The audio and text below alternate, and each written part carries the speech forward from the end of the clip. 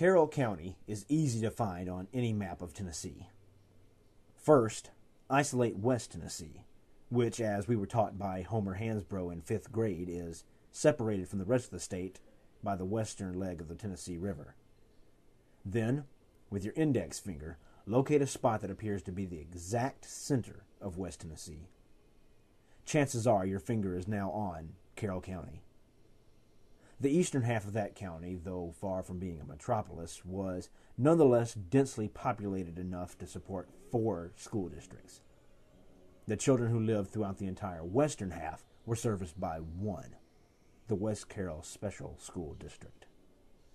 My family happened to live just barely inside the district, and, as a result, our house was the morning bus's 3rd stop, and all of my closest friends lived a 15 to 30-minute drive away. Money and resources were both in short supply there, and our high school was located in the building that had once been the segregated colored school in Atwood. One side of the school was slowly sinking into the ground, and another area had mold that reoccurred every spring and sent several students home with respiratory problems. Space, our final frontier. These are the voyages of the Starship Enterprise. While hurrying down the hall one day, trying to beat the bell, I heard a sudden commotion of loud voices and moving bodies behind me. It was not out of the ordinary for those in my designated social class to get knocked down and trampled when the corridors would succumb to mob mentality.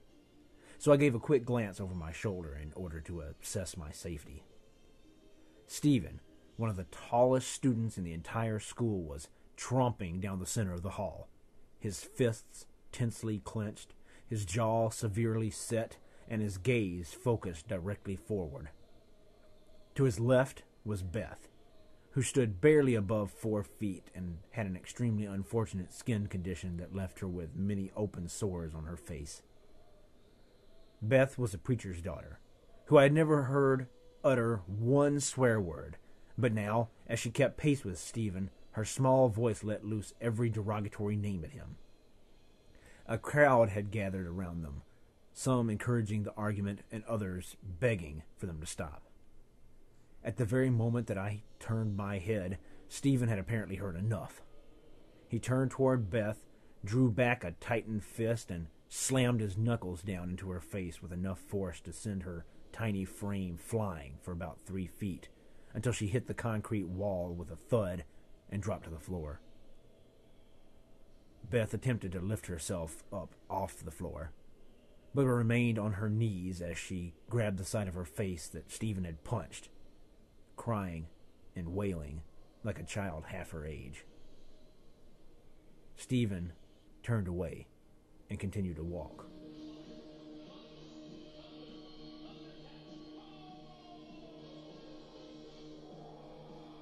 I ruined 2 Christmas breaks while I attended West Carroll High School.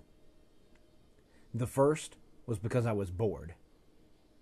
At West Carroll, I was able to exert a minimum amount of effort and still scrape by with a B.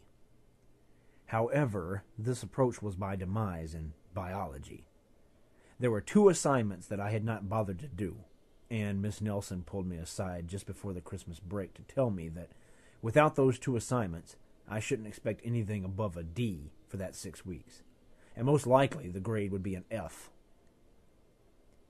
My parents wouldn't receive the report card until January. Still, I knew my punishment would be even worse once they saw it and realized that I must have known that my grade was in jeopardy, and I hadn't told them. So I reluctantly confessed, and swiftly received a judicious grounding for the entire Christmas break. When the report card arrived in January, I had a C in biology.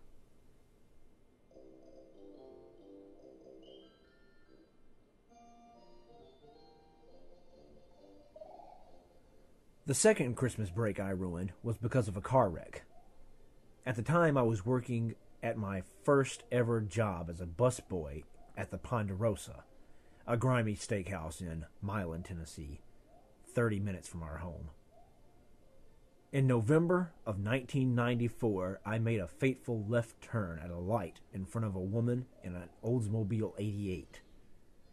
The compact 1989 Pontiac Sunbird LE that I was driving completely buckled as she slammed into my passenger side front fender and door.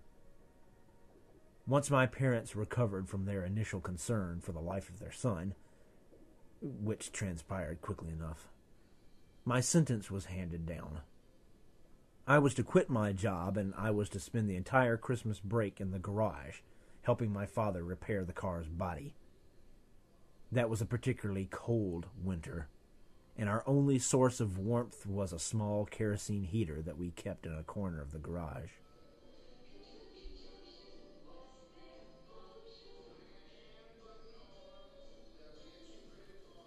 My father and I have considerably different accounts of that winter in the garage.